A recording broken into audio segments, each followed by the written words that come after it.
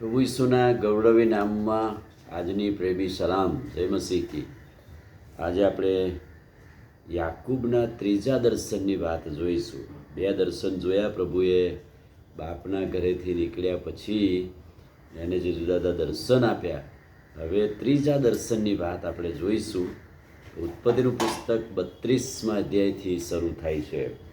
બીજું દર્શન આપણે જોયું કે દેવના દૂતો તેને સામા મળવા આવ્યા અને પ્રભુએ એને એના બાપના ઘર તરફ, ભાઈના ઘર તરફ લઈ જવા જઈ રહ્યા છે. ત્યારે એને બીક છે, ગભરાટ છે. એવા સમયમાં પ્રભુ સાથે જે વાતચીત કરે છે અને જે દર્શન થાય છે એની વાત છે. પહેલા વચનથી તે 21મા વચન સુધી પોતાના ભાઈ એસાવ પાસે જતાં ખૂબ બીતો હતો અને એટલા માટે એણે તૈયારી કરી અને એટલા માટે એણે પોતાના ભાઈ પાસે જતાં પહેલાં એક ટૂંકી પ્રાર્થના કરી. ઉત્પત્તિનું પુસ્તક 32મો અધ્યાય 9મા વચનથી જોજો. ટૂંકી પ્રાર્થના પર એણે ઈશ્વર પર આધાર રાખ્યો.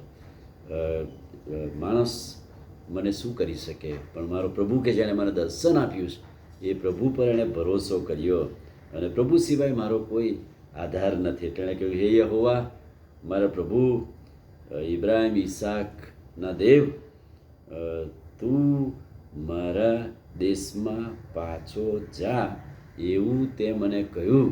એ વચન યાદ કરતાં પ્રભુ યાદ કરાવે છે અને કહ્યું, તે તો મને મારું ભલું કરવાનું કહ્યું છે અને તમારા વચન પ્રમાણે હું નીકળ્યો છું, પણ હું મારા ભાઈથી બીવું છું. મને મારા ભાઈના હાથથી બચાવજે. તે કહ્યું હતું, ખચિત હું તારું નામ મોટું કરીશ, સમુદ્રની રેતી જેટલા તારા સંતાન વધારીશ. પણ બીક ને ગભરાટ સાથે હું જઈ રહ્યો છું. અને આ પ્રાર્થના પ્રભુએ માન્ય કરી. પ્રાર્થનાના સ્વરૂપમાં એ જ રાત્રે 22મા અધ્યાય 22મા વચનથી 32મું વચન, ઉત્પત્તિનું પુસ્તક 32મો અધ્યાય 22થી 32. અહીં યાકૂબ જ્યારે એકલો પડ્યો પ્રાર્થના કર્યા પછી, ત્યારે કહે છે કે રાત્રે એક પુરુષે તેની સાથે મલયુદ્ધ કર્યું વહેલી પરોળ સુધી, વહેલી સવાર સુધી. સવાર પડતા સુધી એ યુદ્ધ યાકૂબ સાથે ચાલ્યું અને અંતમાં યાકૂબે કહ્યું, મને આશીર્વાદ દે તો હું તને જવા દઈશ.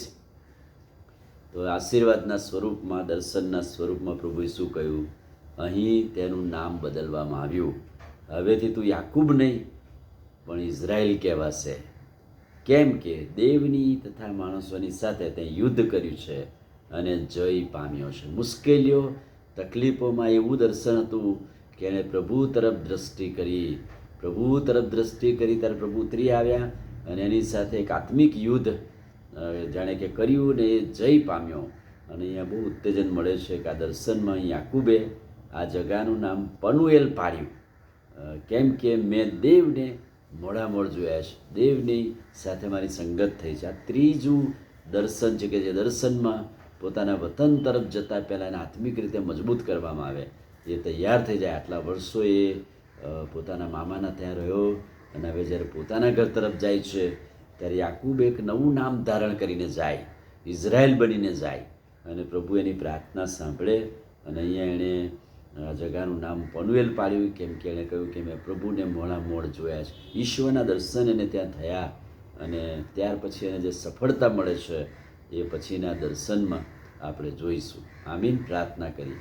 પ્રભુ, આજે સવારે તમારા અદ્ભુત અને પવિત્ર વચન માટે આભાર. યાકૂબની માફક આત્મિક મલયુદ્ધ, દેવની પ્રાર્થના અને પ્રાર્થના દ્વારા મળતું બળ પ્રભુ અમે પ્રાપ્ત કરીએ આજે સવારે. એવી કૃપા થવા દો. અને તમારા વચન માટે, યાકૂબના આપેલા દર્શનને માટે આભાર. પ્રભુ ઈસુના નામમાં પ્રાર્થીએ છીએ, સાંભળો ને માન્ય કરો. આમીન. God bless you.